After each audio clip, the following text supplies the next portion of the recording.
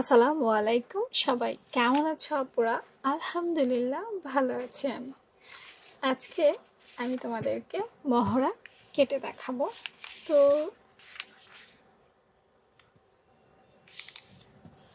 আমি টোটাল 2টা ভিডিও করব, একটা আজকে পাবে, একটা কালকে পাবে। আশা করি যারা ফলো রাখবে তারা কালকের ভিডিওটাও পেয়ে যাবে। হ্যাঁ, মহড়া খুবই গুরুত্বপূর্ণ একটা বিষয়।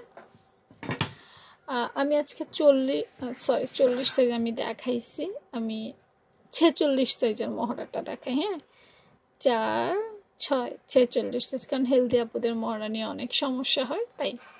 তো 46 সাইজের মহড়া আমি যদি একটা নর্মাল গলা জামা বানাই, হ্যাঁ, কারণ জামার মধ্যে অনেক পার্থক্য আছে, কিন্তু সেক্ষেত্রে চেঞ্জ করতে হবে।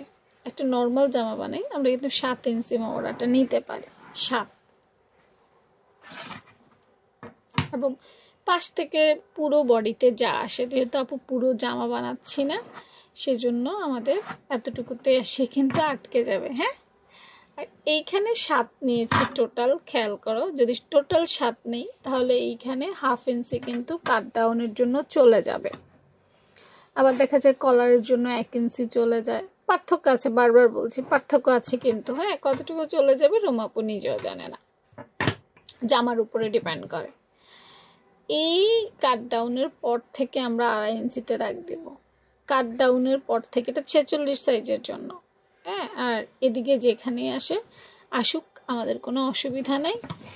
আর এখান থেকে মহড়াটা আমরা 1.5 ইঞ্চি এক পাশ রাখতে পারি। অর্থাৎ দেখো, ওই যে বললাম এখানে কতটুকু যাবে রুমাপু নিজেও জানে না, তো যার কারণে আমরা 1.5 ইঞ্চি একটা ফিক্সড মাপ ধরতে পারি।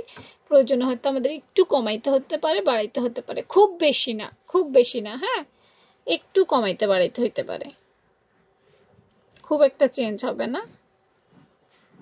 এরপর আমরা সুন্দর করে এটা এখানে মিলিয়ে দেব।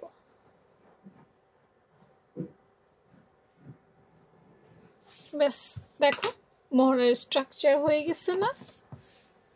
এবার এখানে কতটুকু কাট ডাউন করবে আবারও বলছি, রুমাপু জানে না।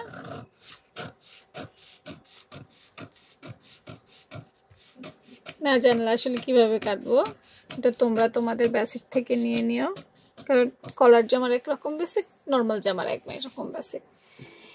এই যে মহড়া দেখছো, এখন এইভাবে মহড়া কাটলে তোমার ওই মানে ওই যে পাশ দিয়ে গুছ ধরা, বগলের নিচে ফুলে থাকা, এই জিনিসগুলো আসলে হবে না। তো অন্য কোন সাইজ দেখতে চাও অবশ্যই রুমাপু কমেন্ট সেকশনে জানাবা। ভালো থেকো সবাই, আল্লাহ হাফিজ।